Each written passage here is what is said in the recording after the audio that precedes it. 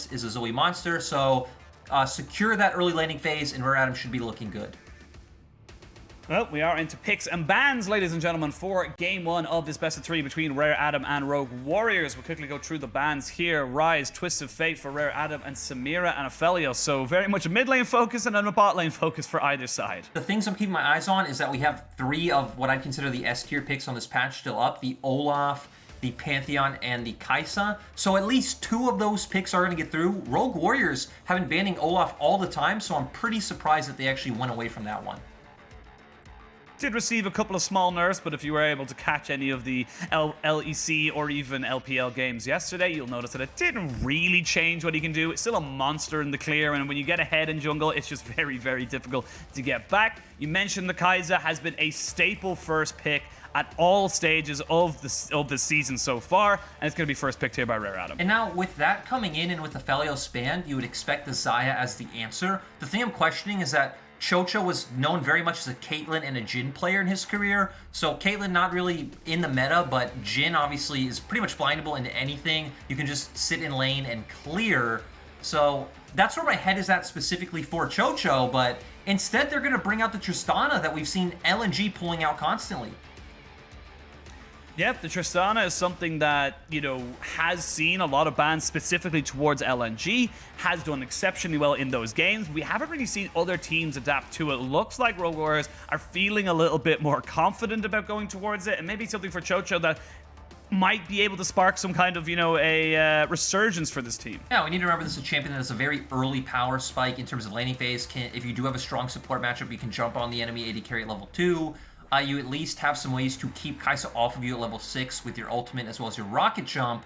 But we are going to get more of the LPL Udyr. He's actually been the most picked champion in week 4 of the LPL. But sadly, he's sitting at a 1-win, 5-loss scoreline. Yeah, I have personal issues with Udyr, but that's only my own side of things. Rare Adam do pick up Zoe for Fofo, which is a huge power pick for them, which we'll go back to. But for Udyr, it feels like teams know how to, you know, kind of figure it out. And the biggest problem I'm seeing with teams going for right now is that they're using Udyr as the primary engage, and that's not really how the champion works. Very easily kiteable, very easy to poke down, very easy just to get away from, even though he just run at you with the speed of 1,000 horses. It just feels like a lot of teams, especially in the LPL, just know how to deal with this pick. Especially when you look at the two champions that RW picked off the bat, right? They picked a Tristana, who again has an ultimate to keep her distance from the Udyr. She has the rocket jump. You have the zoning potential from the taunt from Galio. So I don't even know if I agree with picking Udyr into those 2 champions. Then we do see Rogue Warriors pull out the Olaf. This is Haru's first time picking up the champion this season. Like you said, did receive small nerfs to how it interacts with other sources of healing that are outside of your kit. So obviously that big aim was at that Gore Drinker build, but overall it's still been a champion we've been seeing a ton of in the LPL and even in other regions like the LEC. Well, locked and loaded. We see the jungles and potentially mid laner there for forwards. Can go towards the Galio. Of course, we see reheal on it a couple of times as well. So a bit of a flex for the side of Rogue Warriors. And now they're going to focus towards that top side. See the set. You can see the Camille as well being banned away. I like this from the side of Rogue Warriors. Taking away the supports that can maybe get on top of Chocho on this Tristana, as get him away as soon as possible. I would love to just see Rogue Warriors pick up a very long-range mid laner, assuming that, you know, they can just put that Galio down in the support role and realistically he doesn't have too many bad matchups in that lane. Because the name of the game, I think, against Kai'Sa and Udyr is playing that range, using that advantage, and again, being able to take a lot of these longer range team fights once we do get into the pits of like a 30-35 minute game, especially with Tristana with her scaling range advantage and just how she functions as a good hyper carry for this comp. With the last ban being the Gnar, Rogue Warriors are hovering around the Aatrox. There are very few kind of what I would consider S-tier top laners left for them to choose from, considering the Camille and the Renekton with the Gnar all banned away, and the Aatrox is picked up here for Ziv. Yeah, the only thing that's really left open that we see quite a bit would be the Gragas, which of course is a flex pick, so they could go with that. You could also go with something like the Volibear into that matchup and just kind of 50-50 handshake it if they do want to play that sort of front-to-back team comp we've talked about. But instead, they're going to index into poke. They have the Zoe. They have the Kai'Sa W coming in as well. It is a bit of a weird comp that Udyr slots into, but we need to remember Udyr's jungle clear is just so fast. That is one of the reasons we've seen him rise to prominence here in the LPL.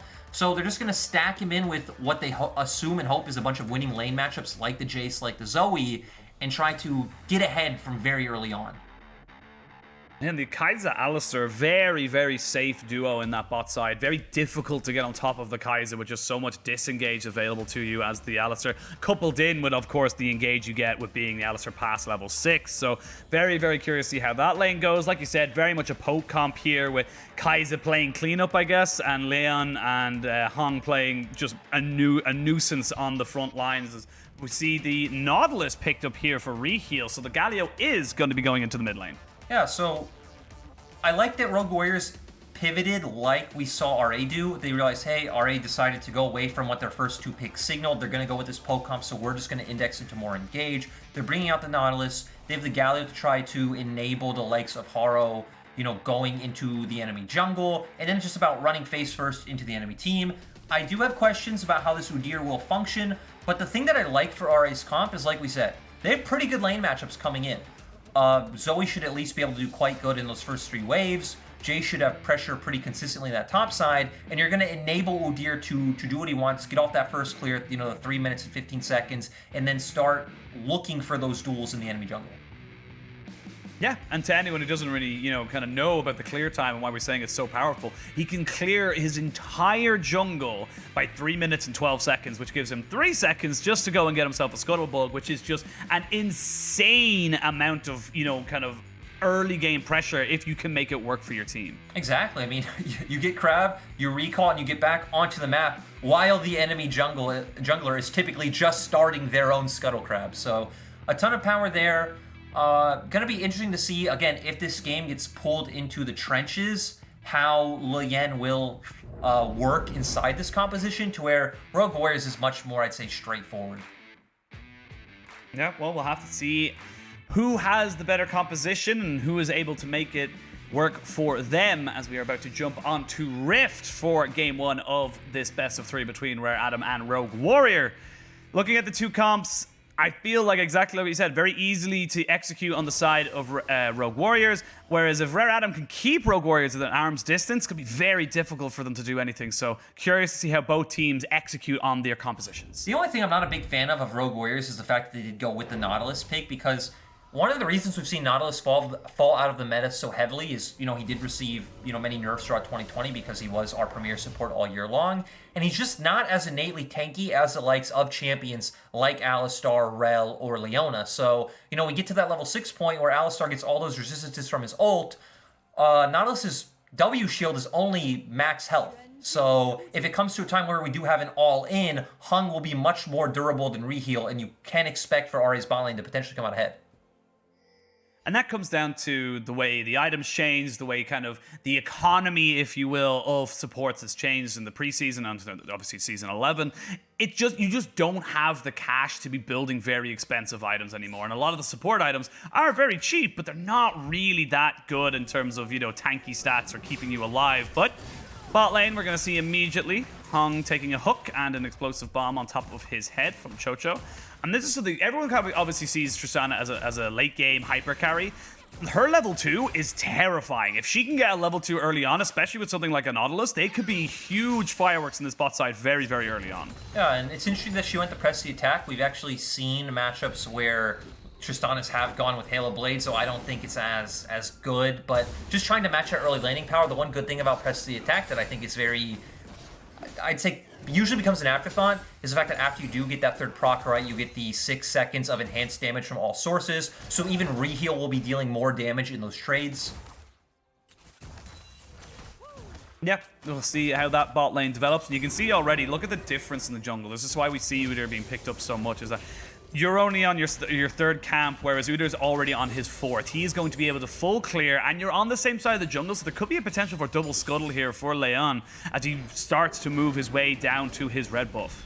And I wonder how Rogue Warriors are going to play against this, right? Because for Lian, he could definitely be there first. He can even hover mid and have Fofo come into river with him. But for Haro, he can play with his bottom lane. They are pushing down there. Forge getting extremely low. Ooh, everyone needs to be so careful. Has to pop both pots, and this is a bit of a bad situation now for the Galio. You kind of want to just, as a Galio in this particular matchup, you kind of want to just farm up until you're level 6 and then look to try and make engages around the sides of the map. But right now, he is just being bullied out, and this is something that we've seen quite a bit, and I've got to stop myself there as Leanne find himself in the bot side. Chocho does get himself a rocket jump away, but the Ignite is ticking. Flash away, Flash from the bear slap, and they are going to be able to take down first blood. Haro finds himself now, it's a 3v2. I don't think you want this, but Rogue Warriors, what we always say about them is they commit. It's 3 kills for this Udyr, and it's a disaster for everyone on the side of Rogue Warriors. Oh, 4-0, and we're not even 4 minutes in. Still really nicely played by Rare Adam. We were wondering how both teams would utilize their priority. Rare Adam says, hey, we know Udyr's going to clear faster than Olaf. I'm just going to sneak in a bottom lane gank since Rogue Warriors bottom lane is pushing.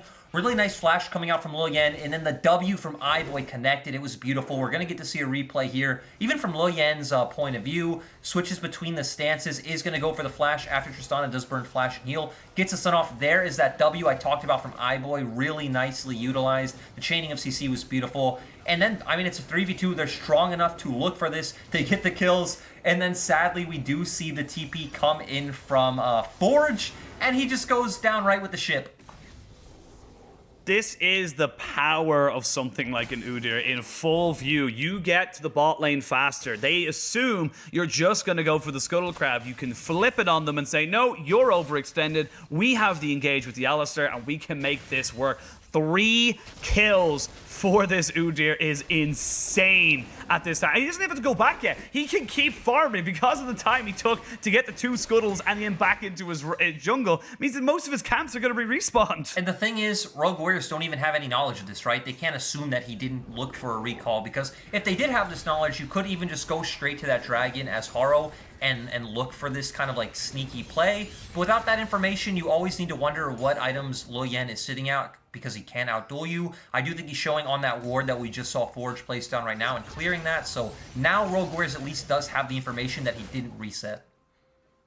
Yeah, they know he didn't reset, and this bot lane's going to be a little bit more careful, you would imagine, as they are pushed up very far up. They're once bitten, twice shy, but look at the gold lead right now. We are at 2,500, and it's not even 5.5 minutes in. That swing is just insane, and I'm curious to see what this Udyr just buys. I want to know exactly how much gold he has right now, because he might honestly be just sitting on a straight-up mythic item.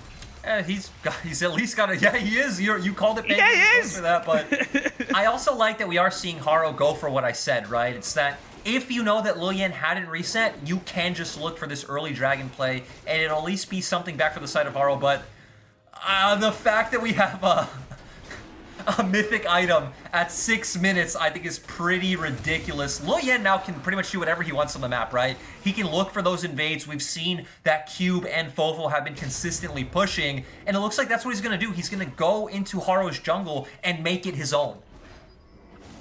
Hextech Chem Tank is just... I just don't even know how to fathom it. Like, we always hear people like, oh, very impressive, 10 minutes got his mythic item as an Olaf. You're 6.5 minutes in, and you've already got to be able to, 100% pressure this. There's nothing that Haro can go for. Even in a 1v1, Leanne just wins. That's just a fact as well. And you can see here, Leanne, no fear whatsoever. He can just walk up. Yep, your top laner can join us. That doesn't matter to me. I can just take this camp, roll away. And that gap, that gold and experience differential is just going to accelerate much further away from the side of Rogue Warriors. Yeah, and we need to remember that Turbo Chem Tank was actually made cheaper on this patch. It did lose a bit of the magic resist that it had, but still it's completely fine as an item, right? You still get the 25 armor, 25 magic resist now. You still get the ghosting active to look for those engages. And the fact that it's even cheaper is just kind of the nice cherry on top, especially in a game like this where, honestly, he might have just been sitting exactly on that 2,800 gold.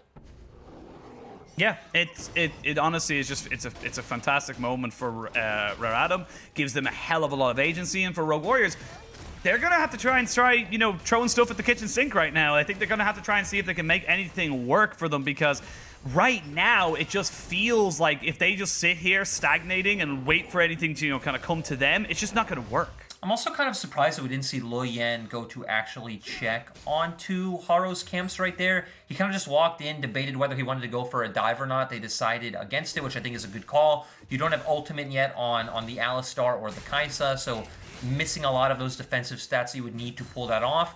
But now he just goes back to clearing his own jungle, so I think a bit of a missed opportunity, but again, he's still just going to continue to increase his own advantage against the likes of Haro.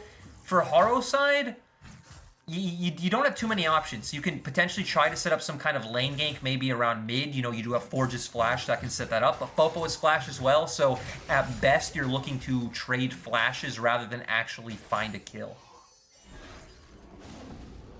Yeah, I think until you get that Gore Drinker, you might be able to go for something, but we talked about how just at the end of draft, these are all very hard winning lanes for Rare Adam, and if they can get them going ahead, if they can get them into a position of power early on in this, in this game, it's going to be very, very difficult for the side of Rogue Warriors to kind of crawl it back. That being said, Ziv, trying his damn hardest, able to catch those sweet spots and Infernal Chains onto Cube, who has yet to go kind of, really ham on this, but he's got himself a 20 CS lead, so it doesn't really make that big of a difference. Yeah, that was a really nice chain coming out from Ziv, and I also like the way he uses Q2 as Reheal getting caught out. Yeah, getting caught, but a great dredge line to get him out to safety. You miss those and you're dead. That's just the end of it. Or at least you're burning all summoners to try and leave. But I feel like that one dragon might be the only real kind of neutral objective we'll see Rogue Warriors get for a very, very long time, because they are going to find themselves struggling to catch up with the pace of Leon, and this is something that Udyr gives that we haven't really seen in the LPL, but probably why he's such a priority pick. He gives you pressure, he gives you tempo, and he also gives you just so much, kind of agency around the map. He can just move into this mid. It doesn't matter. You can see he doesn't care. He can just move into this, move down towards this bot side and go, yeah, I know exactly where I am. You know exactly where I am. It doesn't matter. I'm going to do whatever the hell I want. Yeah, and he's going straight to that bottom lane turret. I wonder if they will actually look to set up this dive. We do see the level 6 coming out now from both iBoy and Hung. Would be a nice place as, again... that got a bit dicey, Penguin. That got a bit dicey. I still think that it was an over-ambitious attempt from Reheal. Still, though, they're trying to make something happen. Unfortunately for him, he just loses his flash, and now he does not have that for any kind of next engage or maybe even a dragon fight in just under 50 seconds. It's just interesting to me that he picks up Herald, runs straight to bottom lane turret. Again, I'm thinking they wanted to set up that dive. They have the ultimates. They already have one. And it looked like 1.5 plates down on bot, so they could even potentially try to take that with just one Herald usage. He can't do that. He gets caught out by both Haro and Reheal. He runs straight back up to where he just was to take the top scuttle. See Haro now into this mid lane. Oh, an aggressive Protobell forward means that we're actually going to see Fofo in a little bit of trouble. Has to flash, gets another Protobell to try and get himself out of this one, but he ends up trading it 1-for-1. This is why you can't give Fofo this Zoe. He can turn a 2v1 and get it 1-for-1 trade. Not terrible for the side of Rogue Warriors, but definitely not ideal. And oh dear, goes straight into another one as they jump straight in with Hong. He flashes in, they get a kill over to Leon. That's his 4th of the game. And with the jungler dead, the dragon is just spawning. It's going to be an easy objective for Rare Adam. Really nice use of lane priority coming out from the side of Hung, going to that mid lane with Lo Yan. They pick up those kills. Now it's going to be about setting down this Herald bot and looking for that dragon play, which they're already starting up. Yep, they've dropped down the Rift Heralds, and they're going to be able to give iBoy a load of money and that first turret as well. And then start up the dragon, and this is starting to... We're only not even 12 minutes into the game, but it feels like RA are going to be taking a comfortable win if they're able to just, cross their T's and dot their I's. Yeah, this is going to be, it's very hard to think of what options Rogue Warriors has, because their first objective needs to be finding a place where they can get prio and setting down vision. Because if you don't have information of where Lo Yan is, it's very hard for Haro to look for any plays of his own, because you always have to assume that Lo Yan can be there, even if he's halfway across the map. With how much movement speed this Udyr has, he can always join a fight in an instant. And as of now, Rogue Warriors don't really have a place on the map where they can safely kind of cut through to start putting down vision. The only kind of advantage I can see happening right now is in that top side for Ziv. He's got a little bit of a level advantage over Cube. He's been trading very, very well and very aggressively. The Eclipse has been finished off for Cube, so he should have a much better time in the 1v1, but That's the only kind of real thing right there, is that you need to turn this Aatrox into a raid boss right now that just, runs at the backline, because it's just not really working out for the side of Rogue Warriors in terms of any other lane or any kind of aspect. Yeah, especially that mid lane I think is quite disappointing. You hit on it a bit earlier on, talking about how he should play for that level 6, and then we got a fight, so I didn't get to touch much on it, but I think for Galio in this laning matchup, the most important thing is you're backing off those first 3 waves. You're kind of taking what you can, waiting for that first reset. Typically comes around level 4 or 5. You get back to lane, you can start just ignoring the Zoe in lane. Well, Fofo using that spell book to its fullest potential, and here's Leanne as fast as you can see. He's just running at him. He's so fast. There's nothing you can do there if you're Forge. What are you possibly able to get? Double kill for the Udyr. The Bear Man is just wrecking this lineup. And, we talked a bit about how this comp plays. We're like, okay, it comes together holistically as a poke comp. It has winning lanes that can set up the Udyr early. But I like that RA are pretty much just able to play it as a pick comp with how ahead Luyen got. Again, he can go across the map in like 5 seconds. I'm going to stop, though, as nothing happens once again. No, continue. Yeah, again, he was so quickly able to get from top to mid. It looked like it took him 5 seconds that it is very hard for Rogue Warriors to look for these aggressive plays. And at this point, what they're going to need to do is they're going to have to sacrifice one side of the map. So potentially, moving Reheal down towards the bot side where Aatrox is, along with Haro, to look for a pick on Cube to find any breathing room anywhere. The problem is when you make these sorts of trades is that RA are going to win out more on the top side of the map. Whoa, Chocha, whoa! Okay, I like the gusto, but that was probably not the best idea there without full information. And he gets taken down just before the turret goes down after him. And Rogue Warriors are taking a holiday in Spain without the S right now. This is hard. Remember Pego when I mentioned that Chocho, what I liked about him on support was he was usually the one leading the charge. He was usually the one making those engages. I didn't think it would translate over to AD carry well, and I mean, we saw it on our screens. That's not the play. It is unfortunate with the timing, though. It did seem like he was already clicking towards going in as Hung showed up, but I don't know if he can make that play regardless. I don't think he has it either. You gone for the Gale Force, which just, inherently doesn't have a huge amount of, initial burst. It has execute, but it doesn't have initial burst damage there. And I'm going to take back what I said at the start of this game, where I said, Udyr isn't something that I feel like, or is something that, LPL teams have found out and we shouldn't really be, prioritizing as highly. This is why teams are prioritizing as highly. The snowball, you're 50 CS ahead, 6 kills. The Gorginka has been finished up, but it doesn't matter. You have a Thornmail. I mean, I don't know if this game is the best one to kind of put in the data book when there were 4 kills. Results-based analysis. Hey, but again, other results-based analysis is he's sitting 1 in 5 in his other games, but that we can now pencil in when Udyr gets 4 kills at 4 minutes. God pick in any composition. Yeah, absolutely. We can see now from the depths being used there onto Cube. Flash in with the dredge line. Should be going down pretty easily. And this is kind of what I said they would be focusing on from Rogue Warriors. Keep getting on top of this Jace. He has not had the best of times against the Aatrox and definitely feels like the weakest link in the chain that is the RA, front line. But it doesn't really matter because Leanne can just run in. Look at him! Look at him! He's just going under turret. He does not care for your troubles. He does not care for your concerns. They're going to be able to get themselves 2 turrets into the mid lane, a turret in the top lane. They won't even lose the bot lane turret just yet. This is a 10,000 gold lead. So this is exactly what I pointed out a minute ago, right? That Rogue Warriors only had one realistic play they could make, which is sacrificing one side of the map and making a play on the other. But just like we talked about, that they're going to lose out more. And especially in a snowbally game like League of Legends, sure, it's not as snowball as it was, say, in Season 3. It is still a game where the winning team has more options. The team with pressures have more options.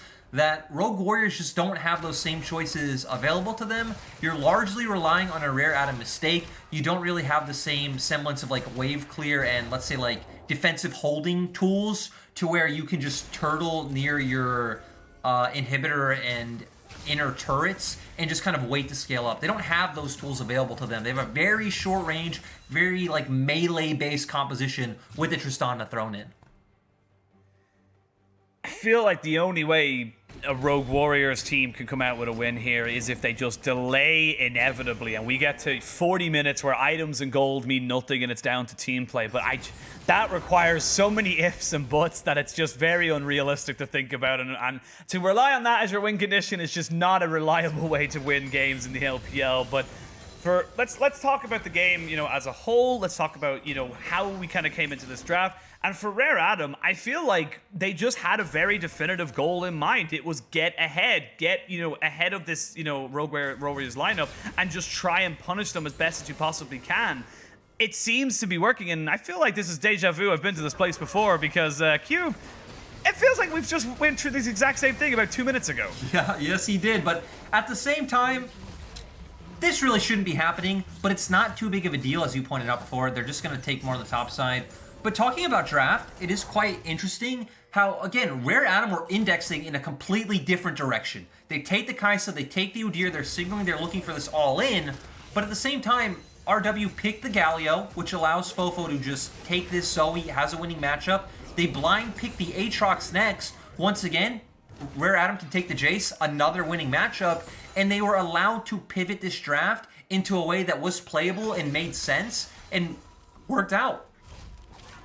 Yeah, I honestly, I think the pivot from Leyan, we had question marks over what kind of a jungler he is or what kind of jungler he will be able to be in this, Rare Adam lineup, but this is working out. If you're able to get Leyan onto an Udyr with 6 kills, we talked about how he plays for himself. He's cool with that. He doesn't care about he doesn't have to care about his other lanes. He is just so damn far ahead. And you can see him already just picking up 3 items versus the 1 2/3 for the side of Harrow. This guy, the Man Bear Pig, is going to be running at you, and it's going to be terrifying. He also did go the Thornmail route, now picking up the Randuins as well, so completely ignoring Forge. Forge is so far behind, he's pretty much out of this game, just going to index into those primary 80 threats, especially that Tristana. So I like the build he has coming out as well. He's going to be the main tank for the team. He's going to be able to initiate like we're seeing right now. As well as that, you mentioned the Galio, and I'll come back to that point in a minute as we can see the Killer Instinct down onto Reheal, who goes golden, but only to delay the inevitable. Hong likes to check out some interactions there, see if his headbutt can get him out of the Infernal Chains in time. It could not. But the Galio does a decent amount of damage early. Later on in the game, not so much. It's definitely not the big AP threat that you kind of assume a mid laner will be. So I actually, I agree with you 100%. I really do love this build path from Leyan on this Udyr. He knows that he's now got a health bar that's so, large that it doesn't matter if the Galio gets on top of him and uses, even 2 rotations a spell. He's never going to kill him. True, and now we see Rare Adam starting up the Baron. I like that we just saw Hung take out the blasting plant. Of course, Haru took Ghost, so he's no way of getting inside of this pit. This is just going to be a free one for the side of RA. We're going to probably see resets come out, assuming that Rogue Warriors don't posture for a fight like it looks like they're doing on the map. Wait, what? What happened? Chow Chow just died, and I didn't even get to see it, but we'll have to see a replay of that. As we can see now, Ziv, the one shining light for the side of Rogue Warriors, popping the World Ender to give him that extra little bit of movement speed, but a fantastic bubble just stops him in his track. Cube gets revenge. Baron has been taken. This is a 12,000 gold lead at 21 minutes, and it looks like Rare Adam, they're ready for next. Yeah, just great performance overall from Rare Adam and Lo Yen. How they pivoted their draft, their macro was very on point. It's just a really nice game to see from them. And one thing we've learned, Penguin, is that... Oh my god. Ooh, yeah, we're seeing some big stuff, like a lot of damage taken coming out from Lo Yen, but apparently your poem was the better one. At least from what we're seeing in Game 1. Maybe, the series holistically will give us a different view, but, yeah, my poem was not the sauce. No, I feel like I missed missed a joke with the with Leyan, though. I focused on Fofo, and clearly Leyan is the carry of this team.